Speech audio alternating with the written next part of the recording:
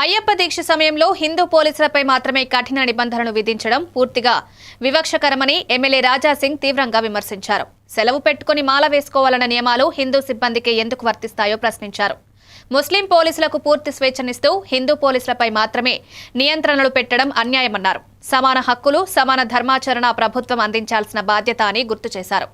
ఆకస్మికంగా అయ్యప్ప సీజన్కే నియమాలు గుర్తుకు రావడం ఆధ్యాత్మిక హక్కులపై దాడి చేసేదని రాజాసింగ్ వ్యాఖ్యానించారు.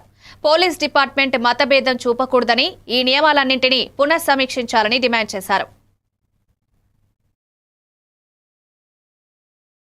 ఆయన అయ్యప్ప మాల వేసుకొని ఒకవేళ డ్యూటీకి వస్తే మేమైతే మెమోలు ఇస్తాము, కావాలంటే సస్పెండ్ కూడా చేస్తామని ఆ విధంగా ఒక ఆదేశం అయితే జారీ అయినది.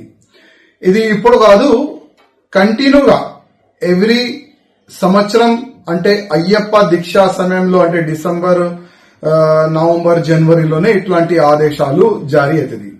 మా రేవంత్ రెడ్డి గారికి నా ఒకటే ఒక నివేదిక, రూల్ ముస్లింస్ గాని, హిందువులు గాని, సిక్కు గాని, ఇసాయిలు గాని ఒకటి సమానం ఉండాలి. అంటే హిందూ ముస్లింస్ రెండు కళ్ళులుగా ముఖ్యమంత్రి గారు మీకు ఉండాలి. రూల్ హిందువులకి ఏ విధంగా మీరు పెడుతున్నారు, వచ్చే సమయంలో రంజాన్ సమయంలో కూడా ముస్లింస్ కూడా అట్లనే ఒక రూల్ పెడితే చాలా బాగుంటది. లేకపోతే హిందువుల్లో ఏం మెసేజ్ పోస్తుంది, కాంగ్రెస్ అంటే ముస్లింస్ పార్టీ, ఆల్రెడీ మీరే అన్నారు. కాంగ్రెస్ అంటే ముస్లింస్ పార్టీ, హిందూ పార్టీ కాదు.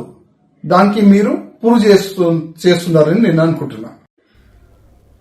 పోలీస్ అధికారులు